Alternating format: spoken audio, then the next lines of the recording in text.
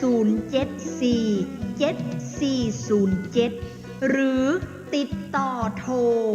063-163-9950 เยินทำบุญได้ตามกำลังศรัทธาจตุปัจจัยอันเป็นบริวารกฐินสมทบทุนซื้อที่ดินถวายเป็นสมบัติพุทธศาสนาเพื่อเป็นพุทธบูชาสืบไปขอขอบคุณเจ้า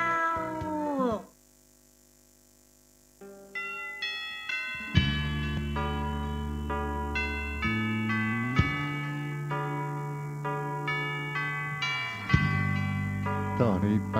ขอเชิญรับฟังธรรมะยามแรงจากตุเจ้าวัดทุ่งตาเกิดตำบลหนองหานอำเภอสันทรายจังหวัดเชียงใหม่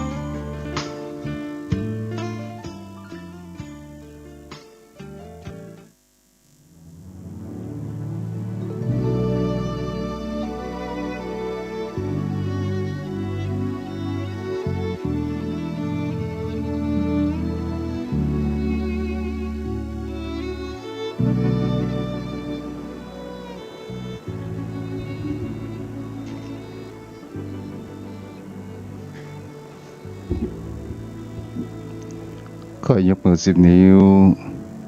กราบนอบน้อมวันตาน้อมระลึกถึงอย่างพระผู้มีพระภาคเจ้าอรหันตสัมมาสัมพุทธเจ้าพระองค์นั้นโดยเสียงกล่าวของข้าพเจ้าขอกราบนอบน้อมวันตาครั้งที่2ขอน้อมระลึกถึงอย่างพระธรรมคำสอน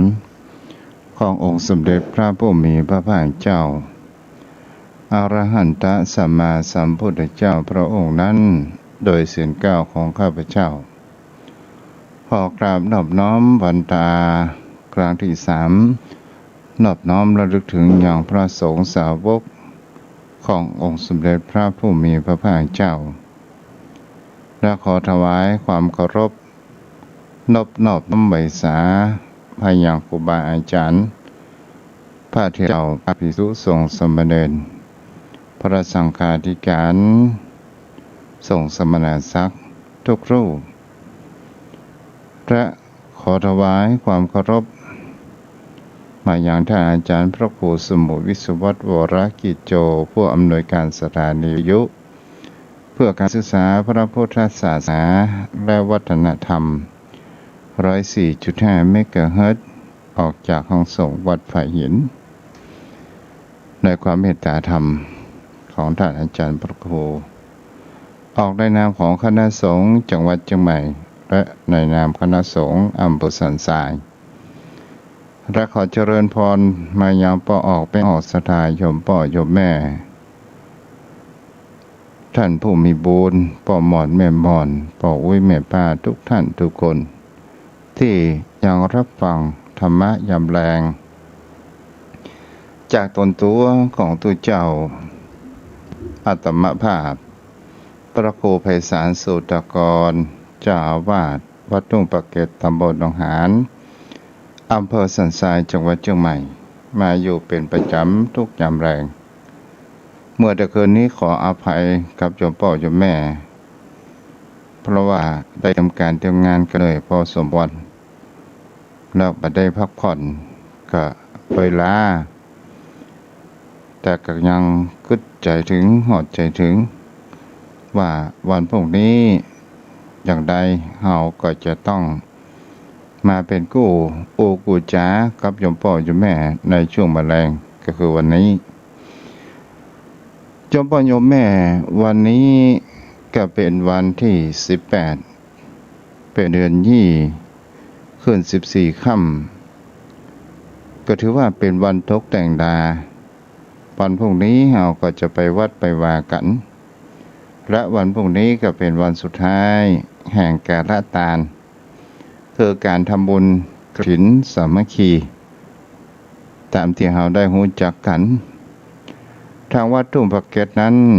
ก็ได้มีวันพรุ่งนี้เวลาบ่าย 3เจ้าพ่อโยมแม่ก็ขออนุโมทนาตัวของอาตมา หรือว่าตนตัวของทุกก็ขออนุโมทนากับโยมพ่อโยมแม่ ที่มีจิตใจเจตนาได้ร่วมทำบุญเป็นเจ้าภาพกันคนนิดคนละหน่อยก็ขออนุโมทนาบุญโดยความเต็มใจน้ำอกน้ำใจของโยมพ่อโยมแม่ท่านผู้ฟังส่วนโยมพ่อโยมแม่ที่ได้ทำบุญในการทานครั้งนี้เพราะว่าปัจจัยอาจจะขาดแคลนแต่มีจิตใจเจตนาในความเรื่อมใสก็อนุโมทนาบุญก็ดีอกดีใจแล้วโยมพ่อโยมแม่มันก็เป็นเรื่องธรรมชาติธรรมดาของผู้คนเฮาบางคนก็มีบางคนก็บ่มีมันก็เป็นสิ่งที่เฮาก็ศึกษาและหันได้เพราะว่าบุญมีหลายวิธีการที่เฮาจะกระทำการให้ทานก็เป็นบุญการรักษาศีลก็เป็นบุญการภาวนาก็เป็นบุญเอาละโยมพ่อโยมแม่วันนี้ท้องฟ้าและอากาศปลอดโปร่งและก็มีอากาศจะหนาวก็หนาวจะร้อนก็บ่ร้อนแต่มักหึมเหอไปให้พอดีก็ถือว่าอยู่ในขั้นกลางๆวันนี้เราก็มาอยู่กับกันก่อนเวลาท่านอาจารย์พระครูได้เมตตาวันนี้ตัวเจ้าก็จะได้เกี่ยวกับเรื่องศีลคือชีวิตโยมพ่อโยมแม่ก็คงจะได้ยินได้ฟังกันในคำว่าศีลนี้โยมพ่อโยมแม่ก็เข้าใจเพราะว่าศีลคือชีวิตคนเฮานั้นจะเห็นได้ว่าคนที่บอกว่ารักชีวิตแต่บ่เคยที่รักษาศีลจะเชื่อถือได้อย่างใดว่าเป็นคนรักชีวิตอย่างแท้จริงศีลคือชีวิตชีวิตก็คือศีลคนที่มีศีลนั้นวันนั้นทุกเจ้าก็ได้โวยไปหน่อยนึงก็ไปได้ลงรายละเอียดเป็นแต่เป็นว่าคนบ่มีศีลคนเฮานั้นจะหันในสังคมปัจจุบันคนบ่มีศีลบ่มีธรรมโยมพ่อโยมแม่มันก็จะมีแต่ความวุ่นวายและความเดือดร้อนเกิดขึ้นกับตนตัวของผู้คนเฮานั่นเองนี่แหละโยมพ่อโยมแม่คนบ่มีศีลเปิ้นอุปมาเปรียบเสมือนต้นไม้ที่มันมีรากต้นไม้ที่มันบ่มีรากแก้วมันมีแต่รากฝอยเมื่อโดมลมพายุพัดผ่านมาอย่างรุนแรงมันก็บ่สามารถที่จะต้านลมและบ่สามารถที่จะต้านลมและถูกลมมันก็ย่อมหักย่อมโค่นล้มลงมานั่นเองโยมพ่อโยมแม่เราจะเห็นได้ว่ารากไม้มันย่างไปด้วยแห่งคำว่ารากแก้วที่มันยึดพื้นดินและแตกแขนงไปเพื่อความคงทนอยู่สม่ำเสมอแต่ต้นไม้เราลองสังเกตต้นไม้ในปัจจุบันเป็นต้นไม้โตทันตาก็หมายถึงว่าต้นไม้ที่ไปขุดไปเจาะเอามาแล้วก็เอามาปลูกทันด่วนต้นอันเป็นหมื่นและเราจะเห็นได้ว่ารากแก้วมันบ่มีเมื่อรากแก้วมันบ่มีถ้าปลูกใกล้บ้านมันก็จะมีความอันตรายเกิดขึ้นและก็จะโดนหักโค่นไปง่ายได้แต่ถ้าว่าต้นไม้เป็นต้นไม้ที่มีรากแก้วอุปมาเหมือนดังเก้าไผ่มันรากมันนั้นมันส่ำสายแล้วก็ หาอาหารยึดดินเป็นสิ่งที่ดีมากต่อมาคนมามีศีลเหมือนกับว่าการสร้างบ้านสร้างตึกถ้ามามีรากฐานที่มั่นคงมามีเสาเข็มถ้าเฮาแปลงตึกสูงเป็น10 ชั้น20 ชั้นก็ตามถ้ามันมามีเสาเข็มแล้วมันก็ย่อมพังลงได้ง่าย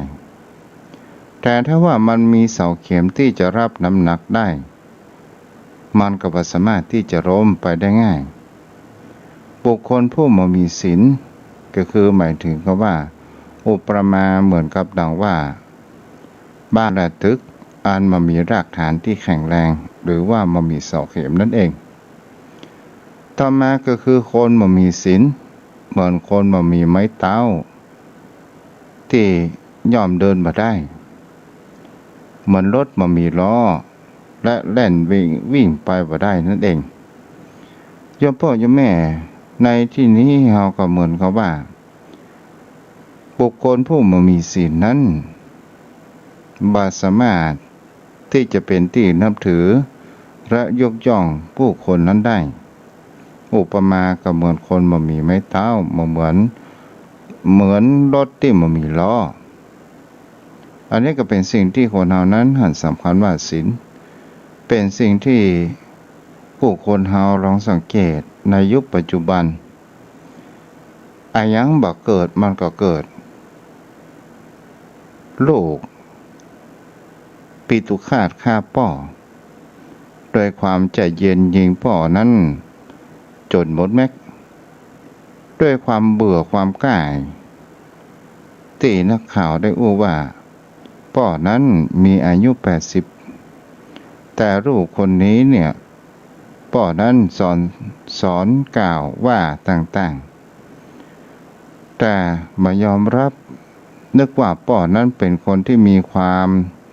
อิ่มหน่ายแก่จังถ้าได้จริงพ่อนั้นเป็นผู้มีความหวังดีแต่ลูกว่าพ่อเป็นผู้บ่รักตัวเอง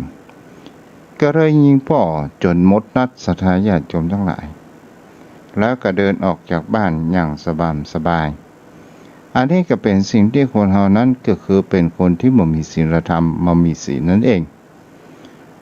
ต่อมาก็คือคนที่บ่มีศีลจะเจริญสมาธิที่จะทำให้ปัญญามันบ่สามารถที่จะเกิดขึ้นได้บ่สามารถที่จะบรรลุมรรคผลนิพพานนั้นได้ก็หมายถึงว่าจิตบ่สงบนั่นเองโยมพ่อโยมแม่คนที่บ่มีศีลบ่สามารถที่จะเจริญสมาธิได้เพราะว่าจิตใจนั้นมีแต่ความว้าวุ่นและมันมีความสงบคำว่าศีลในที่นี้ก็คือแปลว่าความปกติความเย็นความสงบสุขที่มันก่อให้เกิดแห่งคำว่าโภคทรัพย์และก่อให้เกิดนิพพานสุคติเป็นที่ไปในเบื้องหน้านิรันดร์ศรัทธาเฮาจะเห็นได้ว่าสังคมไทยเฮาที่มีรากฐานแห่งพระพุทธศาสนาอยู่ในประเทศไทยของเฮานั้นอย่างยาวนานและทำไมผู้คนไทยผู้เป็นคนไทยส่วนมากที่มีพื้นฐานจิตใจดีเพราะว่าโยมพ่อโยมแม่ลองนึกไปย้อนหลังในการเล่าเรียนนั้นมันมีคำว่าวิชาแห่งคำว่าศีลธรรมโยมพ่อโยมแม่ก็จะรู้ขนบธรรมเนียมประเพณีและการไหว้พระและรับศีลต่างๆแต่มาอยู่ในยุคปัจจุบันผู้คนเฮานั้นบ่มีศีลบ่มีธรรมเพราะว่าขาดศีลธรรมหน้าที่พลเมืองมันก็หายไปมันก็เลยบ่มีความซึมซับและถามว่าเมื่อมามีความซึมซับเขาก็จะมามีความเข้าใจแห่งคำว่าศีลธรรมเกิดขึ้นอยากจะทำอะไรหยังก็ทำโยมพ่อโยมแม่ก็อ่านข่าวแห่งการทะเลาะวิวาทต่างๆตลอดจนถึงการที่ มีคดีความต่างๆก็เพราะว่านี่แหละมันขาดศีลธรรมมันขาดศีลนั่นเองแต่บุคคลผู้มีศีลนั้นเปิดห้องว่าบุคคลผู้มีศีลเหมือนดังว่ามีคันธรสมีกลิ่นหอมที่ฟุ้งกระจายไปทุกทิศทุกทางทวนกระแสลมคนมีศีลนั้นก่อให้เกิดประโยชน์อย่างใดพ้องคนมีศีลก็คือตกน้ำบ่ไหลตกไฟบ่ไหม้เพราะว่าจะไปอยู่ในคนพาลในหมู่คนพาลก็ตามหรือว่าคนดีย่อมมีอันอย่างที่รักษาให้ตัวของเฮานั้นรอดและปลอดภัยเกิดขึ้นนั่นเองนี่ก็คือคนมีศีลย่อมมีอันอย่างที่ปกปักรักษาอยู่ตลอดเวลาต่อมาคนมีศีลจะนอนจะรับจะตื่นจะอยู่ในอิริยาบถอย่างใดก็ตามก็ต้องมีความกังวลนอนรับก็สบายลุกขึ้นมาก็สบายในการทุกเมื่อและก็บ่มีแห่งเขาว่าความเดือดร้อนห้อนใจเกิดขึ้นกับตัวเองนั้นมันมากนักเพราะว่าเฮาเป็นคนมีศีลนั่นเองเพราะว่าเฮาบ่มีศัตรูบุคคลผู้มีศีลนั้นบ่มีศัตรูต่อมาคนมีศีลมีชีวิตอยู่เพียงวันเดียวย่อมประเสริฐกว่าบุคคลผู้บ่มีศีลที่มีอายุ100 ปีนี่ก็คือว่าความหมายของบุคคลของผู้มีศีลมีศีลธรรมนั่นเองคนที่มีศีลนั้นย่อมบ่ทำบาปทั้งในที่รับและในที่แจ้งและเป็นคนที่มีความจริงใจในต่อตัวของตัวเองและเป็นคนที่บุคคลที่ผู้มีศีลก็ย่อมมีคำว่าสุคติเป็นเบื้องหน้าบ่สามารถที่จะไปถึงทุกขติอันอย่างนั้นได้ต่อมาก็คือศีลคืออันอย่างในครูบาอาจารย์ได้อุจจาไว้ศีลคือเครื่องรางที่ป้องกันอบายภูมิได้อย่างศักดิ์สิทธิ์โยมพ่อโยมแม่เฮาบ่ต้องไปห้อยพระห้อยอย่างสักอย่างบ่ต้องไปมีวัตถุมงคลติดตนตัวของเฮาถ้าเฮาเป็นคนที่มีศีลเฮาจะพ้นแห่งความชั่วร้ายพ้นแห่งอบายภูมิต่างๆคนมีศีลจะทำมาค้าขายก็มีความกะแม่นไขมันมีความเจริญเติบโตเกิดขึ้นเพราะว่าคนมีศีลก็ถือว่าเป็นคนที่มีสัจจะเป็นคนที่บ่อู้โกหกหลอกลวงไผและเป็นคนที่ชอบในการกระทำสิ่งที่ดีๆเกิดขึ้นต่อมาคนมีศีลเป็นผู้มีจิตศรัทธาในพระรัตนตรัยอย่างแท้จริงคนมีศีลย่อมเห็นโทษของบาปแม้เพียงเล็กน้อยนี่ก็เป็นสิ่งที่โยมพ่อโยมแม่นั้นได้มีความเข้าใจเกิดขึ้นโยมพ่อโยมแม่วันนี้ก็เป็นวันตกแต่งหน้าวัดก็มีงานจัดการจัดงานเหมือนกันเนาะโยมพ่อโยมแม่ตนตัวของทุกเจ้าก็เพิ่นบอกว่าอย่างใดก็เป็นของคนที่มีศีลธรรม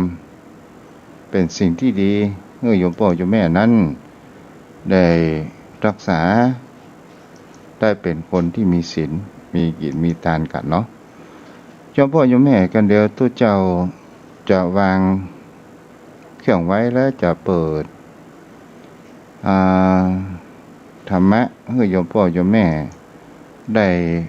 ฟังกันแล้วกันเดียวทุกเจ้าก็จะมาเนาะ